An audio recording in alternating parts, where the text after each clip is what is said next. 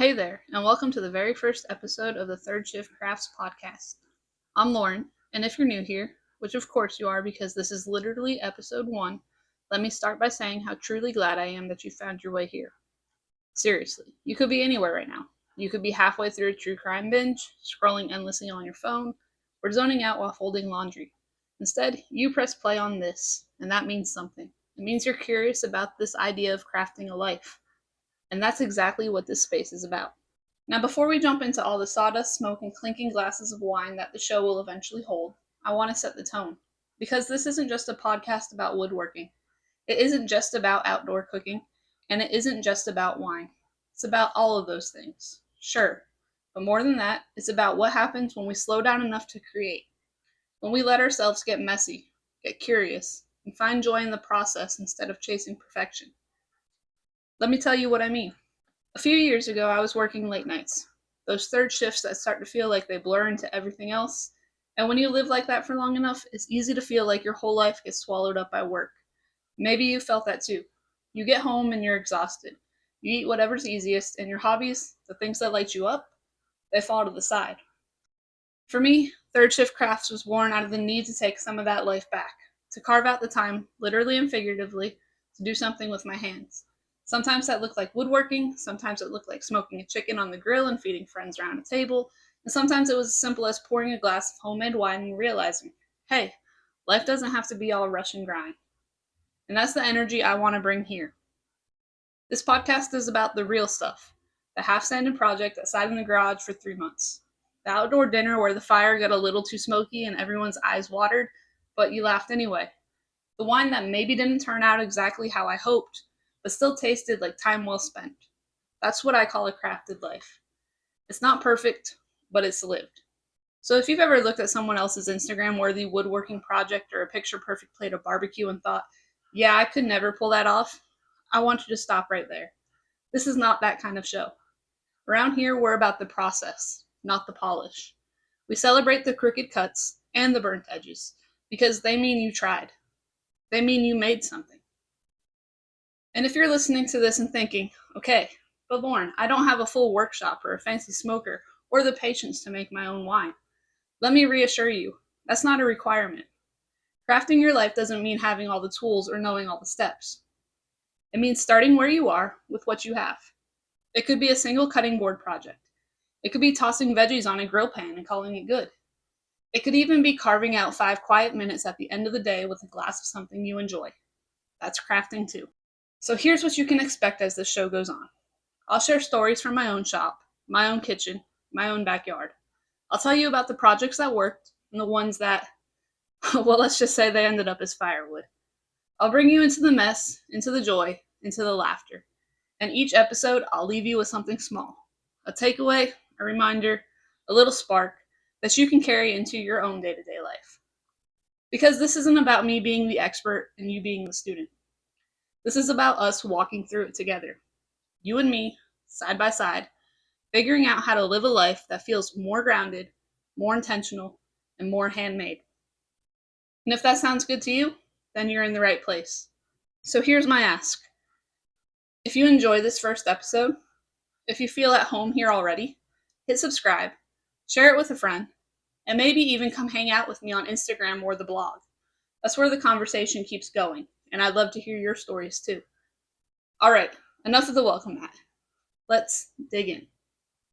You might be wondering, what's with the name Third Shift Crafts? It's not exactly one of those names that make immediate sense the first time you hear it. It's not like Lauren's Wood Shop or Smoky Barbecue Hour or Wine in the Backyard. It's a little more quirkier, a little layered, and that's on purpose. Because this whole thing started as more than just a brand name. It started as a way to describe the season of life I was in, and honestly, the way I found myself again when life felt like nothing but work. So let me take you back a bit. At the time, my life looked like what I call the first and second shifts. The first shift was what most people think of, your regular everyday job. The one that pays the bills, drains your energy, and fills up your calendar. The second shift, especially if you're a woman, is everything that comes after that. The cooking, the laundry, the errands, the household stuff, the emotional labor, the endless little to-dos that pile up and somehow end up being your job, whether or not anyone ever said so. By the time those 2 shifts were done, Well, most nights there wasn't a whole lot left of me. Maybe you know that feeling when you finally flop down on the couch at the end of the day, shoes kicked off, scrolling your phone half awake. You've given everything to everyone else, and there's barely a scrap left for you. But then there was this third shift. This wasn't scheduled on the calendar. Nobody expected it from me. There was no paycheck, no report, no performance review. The third shift was those hours, sometimes late at night, sometimes stolen early in the morning, sometimes tucked into a quiet Sunday afternoon, where I finally carved out space to do something that felt like mine. For me, that started with woodworking. Now, don't picture some HGTV ready dream shop. Picture this me out in the garage, which was really half a garage and half a chaotic storage unit. I had a folding table set up as my workbench. I had tools scattered everywhere. Some borrowed, some thrifted, some shiny new ones I probably didn't know how to use properly yet. And I'd be out there after work, music playing, sometimes with the garage door rolled up so the summer air could creep in, sometimes bundled up in a hoodie. And I'd just make things. And honestly, a lot of those early projects weren't that great. Some cuts were crooked, some measurements were off, some stain jobs looked like I'd let a toddler loose with a paintbrush. I remember one project where I was convinced I could eyeball the measurements. Spoiler alert, I could not. That poor board ended up looking like it belonged in a funhouse. But I loved it. I loved the smell of sawdust. I loved the hum of a sander in my hands. I love that satisfying thunk when two pieces actually fit together like they were supposed to. And I love that this space was mine. Nobody cared if it was perfect. Nobody graded me in it. This was my little rebellion against the grind of the first and second shifts. That's where the name Third Shift Crafts was born. It was about those off hours, those bonus shifts, those moments where I wasn't working for anyone else. I was creating something that gave me back a piece of myself. At first, I kept the focus tight. Woodworking was my lane. I thought, okay, if I'm going to build a brand around this, it should be neat and tidy. People should know what to expect, and woodworking felt like a strong foundation. There's something timeless about it, right? Humans have been working with wood for thousands of years. It's grounding, it's tactile. It makes you slow down in a world that constantly tells you to speed up. And don't get me wrong, I still love it. I still think there's nothing like taking a raw piece of lumber and turning it into something functional or beautiful, or both. There's nothing like running your hand over that final sanded surface and thinking, wow, I made this. But here's the thing, the more time I spent in the shop, the more I realized woodworking wasn't the whole picture. It was just one piece of this bigger puzzle that made up my life. Because when I stepped back, I noticed a pattern. The same way I lit up when I pulled out my saw and started a new project, that's the same way I felt when I fired up the grill on a Sunday afternoon. The same way I felt when I experimented with a batch of homemade wine, crossing my fingers and hoping it would turn out drinkable. Even the same way I felt when I poured a glass of that wine, sat outside, and just let myself breathe for a few minutes. It was all connected. Wood, fire, wine, life. Those weren't separate hobbies or categories. They were threads of the same story. And that's when the rebrand happened. I realized I didn't want third shift crafts to be boxed in. I didn't want it to be only woodworking because honestly, that's not who I am. I'm not just a woodworker. I'm someone who loves to make things in all kinds of ways. Sometimes that looks like a cutting board. Sometimes that looks like a smoked chicken with sweet potatoes on the side. Sometimes it looks like a batch of wine that ends up way too sweet but still makes for a good laugh when friends come over. And if I'm being totally honest, some of my favorite memories aren't about the project itself at all. They're about the moments around it, like sitting outside with friends, sawdust still clinging to my jeans, eating food that just came off the grill 20 minutes ago, or that one time I was convinced my wine experiment had failed, but we opened it anyway, and it sparked a whole evening of laughter and storytelling. Those are the moments I wanted to capture. So Third Shift Crafts evolved into what it is now, a lifestyle brand, a place where woodworking, outdoor cooking, and winemaking all live under the same roof. A place where I can talk about creativity, slowness, intentional living, and yes, the messes, the smoke, and the sawdust too. And maybe you felt like this in your own life. Maybe you've got something that lights you up. Painting, gardening, baking, tinkering with cars, whatever it is. But you've also felt that pull to limit yourself. To say, well, I can only focus on this one thing. Otherwise, people won't get it. I want third shift crafts to be proof that you don't have to choose. Your creativity is allowed to spill over. It's allowed to weave together into something bigger. Because at the end of the day, it's not about whether the project is perfect or the recipe turns out flawless or the wine tastes like something from Napa. It's about the experience. It's about claiming that third shift of your life and saying, this is mine. And if you're sitting here thinking, okay, Lauren, but I don't have time for a whole third shift, let me tell you, it doesn't have to be huge. It doesn't have to be hours in the garage or an entire day smoking meat or a year-long wine experiment. It can be 15 minutes sanding a project. It can be grilling burgers instead of microwaving dinner. It can be opening a bottle, sitting down, and giving yourself a quiet moment at the end of the day. That's the beauty of it. It's yours. You get to decide what that looks like. And that's why the rebrand mattered, because this isn't just a hobby blog or a side project. It's a space for anyone who wants to claim that third shift in their own life, whatever it looks like. So welcome. You're in the right place. And if you're nodding along right now, maybe thinking about your own version of a third shift, I'd love to hear about it. Seriously. Send me a message, share a story, tag me in a post. Because this isn't just about me talking into a microphone. It's about building a community of people who are finding their way back to themselves, one handmade, smoke-kissed, sawdust-covered moment at a time. So why tie these things together? Why not just keep woodworking as woodworking, cooking as cooking, and wine as wine? Why put them under one roof and call it a lifestyle instead of 3 separate hobbies? For me, the answer is simple and layered at the same time. They all scratch the same itch. See, I've always been drawn to making things with my own 2 hands. There's something primal about it, like a thread that ties us all the way back to our ancestors. Whether I'm planing down a piece of rough lumber into something smooth, pulling a smoked chicken off the grill, or siphoning wine into bottles, I feel the same spark. It's tactile, it's messy, it's unpredictable, and it's satisfying in a way that scrolling through a phone or buying something off a shelf just isn't. Now, don't get me wrong, I've had plenty of messy moments.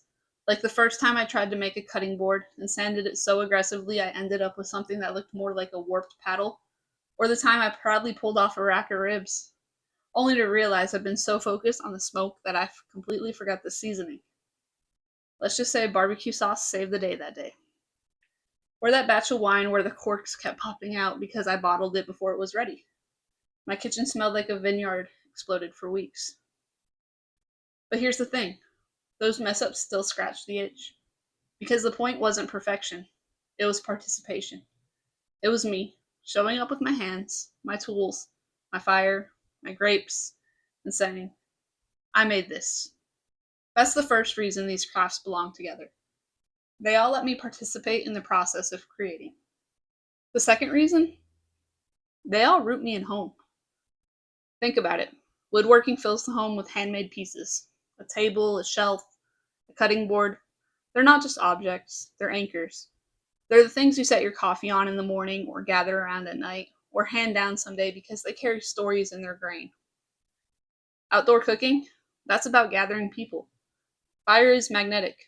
You light a grill and suddenly people come outside, stand around, talk, laugh, peek at what's cooking. Food is community, and the fire is the excuse to slow down long enough to share it. And wine? Wine is about savoring. It's the punctuation mark at the end of the week. It's what you pour when you're celebrating, or when you're unwinding, or when you just need to remember that life isn't all rush and grind. It's a ritual of belonging, even if the only person you're sharing it with is yourself at the end of a long day. Wood, fire, wine, home. They all point back to the same thing, creating a sense of place and belonging. And in a world that often feels disconnected and chaotic, I think that matters more than ever. Now, the third reason I blend them together, and this one might be the most personal, is that these things teach me patience. I'll be the first to admit, patience is not my natural strong suit. I'm a doer. I like to check boxes, see results, move fast. But wood doesn't care about my timeline. It takes time to shape. You can't force stain to dry any faster. Sanding is a slow game of back and forth until the surface finally feels right. Fire is the same way. You can't rush the coals to heat up. You can't make meat absorb smoke flavor in half the time just because you're hungry. I mean, well, you can try, but it won't taste the same. And wine? Oh, wine just laughs at impatience. You put grapes or juice or fruit into a carboy, you add yeast, and then you wait. Weeks, months, sometimes years.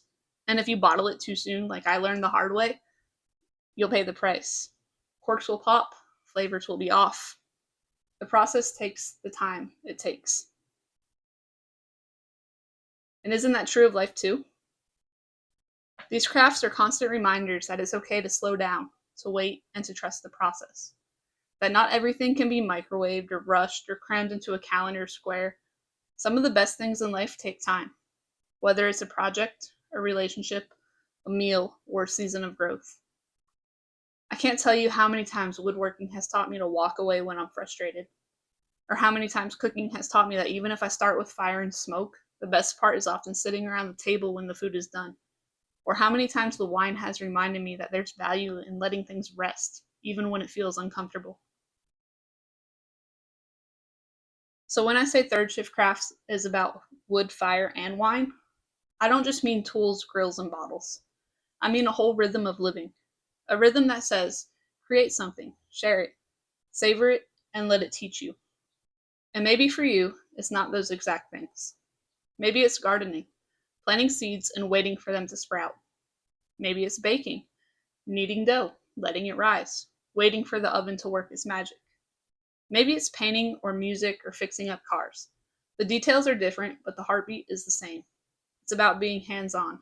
It's about being rooted in something real. It's about finding joy in the waiting, the making, and the sharing. I think sometimes we forget how human that is. We live in this world of instant gratification, same day shipping, streaming on demand, fast food, fast everything. But underneath all that, we're still wired for slowness. We're wired for process. And when we don't give ourselves that outlet, we start to feel it. The burnout, the emptiness, the constant scrolling that never actually satisfies. Wood, fire, and wine pull me out of that cycle. They remind me that life isn't just about consuming, it's about creating. And not just creating perfectly polished things, but creating messy, smoky, crooked, bubbling, beautifully imperfect things. So why blend them together? Because for me, they're not separate. They're all part of the same story. The cutting board I made in the garage eventually becomes the board I use to prep veggies for the grill. The dinner I grill outside becomes the meal where friends sit down together, glasses clinking, laughter bouncing off the walls. The bottle of wine I open becomes the backdrop for a night of conversation or reflection or celebration. It's not just about wine. It's about the weaving together of these crafts into a way of life. A life that's slower, fuller, more intentional, and honestly more joyful.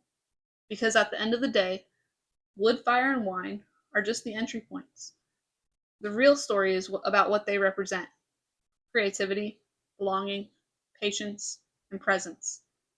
And if you can carry even one of those into your own version of a third shift, whatever that looks like for you, then you're already living the crafted life. So, what can you expect if you stick around for this podcast? First of all, you can expect real projects. And when I say real, I mean all of it: the good, the bad, and the ones that live forever in the, well, that was a learning experience category. This isn't a place where I'll only share the glossy highlight reel. If my cutting board comes out looking like a trapezoid instead of a rectangle, you'll hear about it. If I spent hours prepping ribs and then realize I completely forgot to make the sides, yes, that's a story coming too. Because this isn't a podcast about perfection. It's a podcast about the process, about trying, failing, laughing at yourself, and discovering the joy that lives in the middle of it all. We'll talk woodworking. Sometimes it'll be small, beginner friendly builds, the kind that you can pull off in a tight garage shop. Because let's be honest, not everyone has a giant warehouse space with every tool known to man. My shop, it's not glamorous. It's not one of those YouTube dream setups. It's a little corner of a 2.5 car garage. Functional, not fancy. I've got a couple of 2x2 work tables, one 4x2, a table on wheels, and just enough room to spread out into the driveway when the weather cooperates. Everything's on wheels, actually, because flexibility is the name of the game. Some days I need room for cutting lumber. Other days, I need to shove everything out of the way so I can pull in the lawnmower. It's not perfect, but it works. And if you've ever thought, I'd love to try woodworking, but I don't have space, let me tell you, you don't need much. A corner, a table, a back patio, and a willingness to make some noise and mess will take you farther than you think. And then there are the bigger builds, like the time I got it into my head that I was going to build a farmhouse table even though I had no idea how to manage lumber that size. My garage looked like a lumber yard for weeks, but when it finally came together, I can't even describe the satisfaction. That's the kind of story you'll hear here. Honest, messy, and rewarding. Then we'll talk about cooking, especially outdoor cooking, because that's where my heart is. Now I should probably confess something. I own way more grills than one person technically needs. Some people collect shoes. I collect ways to cook outdoors. I've got a Kamado Joe kettle, a Weber kettle, a Weber flat top, a Traeger, and a Weber gas. Each one of these has its own personality, its own quirks, its own sweet spot. Sometimes I'm in the mood for low and slow smoking on the Traeger, or as I like to call, easy bake, set it and forget it. Sometimes I want the fast, high heat from the flat top. Sometimes it's charcoal, sometimes it's propane. Honestly, I see them less as grills and more like instruments. Each one plays a different note in the same song. And with those grills come plenty of stories. Like the time I smoked a spatchcock chicken on a rainy Sunday and had to sprint between the kitchen and the backyard with a towel over my head because the sky opened up. Or the hibachi night where more shrimp ended up on the patio than in the bowls. Some meals are perfect, some are chaos, but they all turn into memories, and that's what matters most. And then there's the wine. I started experimenting with small batch winemaking in early 2024, mostly out of curiosity and boredom. And I'll tell you right now, winemaking is equal part science experience and slow art project. You throw some fruit, some sugar, and some yeast into a jug, and then you wait, and wait, and wait some more. Sometimes the wine is incredible, crisp, balanced, the kind of thing you're proud to serve at dinner. Other times, well, let's just say I've made a batch or two that tasted suspiciously like motor oil. But here's the thing, whether it's good or not, I learn something every time. Winemaking taught me patience in a way nothing else could. You can't rush fermentation. You can't bottle early without consequences. Trust me, I've had cork pops like champagne in the middle of the night. It forces you to slow down and respect the process. And that lesson spills into everything else I do. Which brings me to the philosophy behind all of this. Life feels richer when you make things. They don't have to be perfect.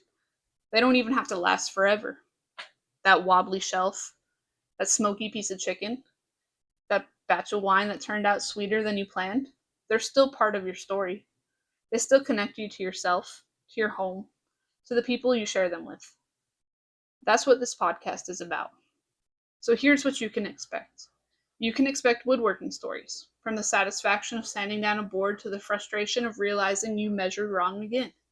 You can expect cooking stories, from smoked meats that bring everyone outside to grilled veggies that somehow taste better under the stars.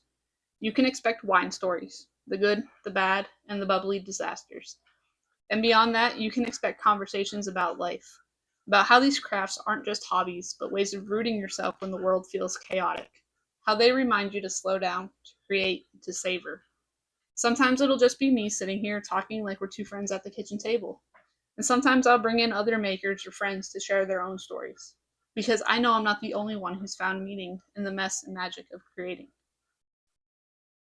The goal is simple, to remind you that you don't need perfection, fancy tools, or endless free time to build a life that feels grounded and joyful. You just need a willingness to start, to try, and to keep going.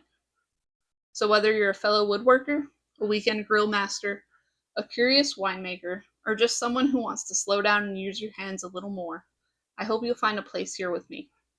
Because in the end, Third Shift Crafts isn't just about wood, fire, and wine. It's about life. A life that feels handmade, intentional, and worth savoring. And if that sounds like what you've been craving, then welcome. You're exactly in the right place. So as we start winding down this very first episode of the Third Shift Crafts podcast, I just want to pause for a second and say thank you. Thank you for being here. Thank you for pressing play. Thank you for giving me your time and your attention, because I know those are two of the most valuable things you have. You could be listening to music, you could be tuning into a new show, you could be getting lost in some true crime rabbit hole. But instead, you chose to hang out with me in the space where sawdust, smoke, and wine all mix together with a little bit of life philosophy. That means more than I can say. And honestly, launching something new is always a little nerve wracking. You wonder if anyone's going to show up. You wonder if your stories are going to resonate. You wonder if your voice will reach the people it's supposed to reach. But sitting here, speaking into this mic, imagining you wherever you are, maybe in the car, maybe in your workshop, maybe folding laundry or out for a walk, it already feels worth it. Because connection doesn't have to be loud or flashy. Sometimes it's just this one voice, one story, one spark that makes you think, hey, maybe I could do that too. And that's what I really hope this podcast becomes for you, a little spark. Not pressure, not one more item on your already too long to do list, but a reminder that you can carve out your own third shift, whatever that looks like for you. If woodworking calls to you, I hope you'll roll up your sleeves, even if it's just for a simple project on a folding table in the garage. If outdoor cooking is your jam, I hope you'll light the grill and invite a couple of people over, even if dinner turns out smoky or a little chaotic. If you've ever been curious about making wine, or honestly about any craft that feels too intimidating, I hope you'll give yourself permission to try, to experiment, to learn in real time the way I have. Because the truth is, these crafts aren't just about the finished product. They're about presence. They're about connection. They're about slowing down in a world that constantly tells you to speed up. And they're about building a life that feels intentional, grounded, and handmade. And I think that's something all of us are craving right now. So here's what you can expect moving forward: more stories, more experiments, more honest conversations about the wins and the flops. I'll share what I'm learning in the shop, at the grill, and in the carboy. I'll invite others in to share their stories too. And every time you press play, I hope it feels like pulling up a chair at a table that's already set for you. If you've ever felt like you don't quite fit into the perfect boxes you see online, the dream workshop, the Michelin star meal, the polished lifestyle, this podcast is for you. Because life isn't polished, life is messy, and messy can still be beautiful. So let's make a little agreement, you and me, from here on out. We'll celebrate the crooked cuts, the overcooked burgers, the too sweet wine, and the experiments that don't quite pan out. We'll celebrate them because they mean we showed up, we tried, we learned, and that's worth more than perfection ever will be. Now, before we close, here's my little ask, the housekeeping part of the podcasting, but also the part that really does matter. If you enjoyed this first episode, would you hit that subscribe button so you don't miss what's coming next? And if you think of a friend who might enjoy this mix of wood, fire, wine, and life, would you share it with them? Word of mouth is what builds communities like this one. And finally, if you want to keep the conversation going, come hang out with me beyond the podcast. You'll find me on Instagram, on the blog, and over at the Third Shift Crafts website. That's where I share projects, recipes, and reflections in a little more detail, and honestly, it's just another place to connect. Because at the end of the day, this isn't just about me talking into a microphone. It's about building a community of people who believe that life feels richer when you make things. So here we are. Episode 1 is in the books. From my little garage workshop, from the smoke rising off the grill, from the bottles lined up on my shelf, I'm sending you a heartfelt welcome. You're part of this now, and I cannot wait to see where this journey takes us. Until next time, keep making, keep savoring, and keep finding joy in the process.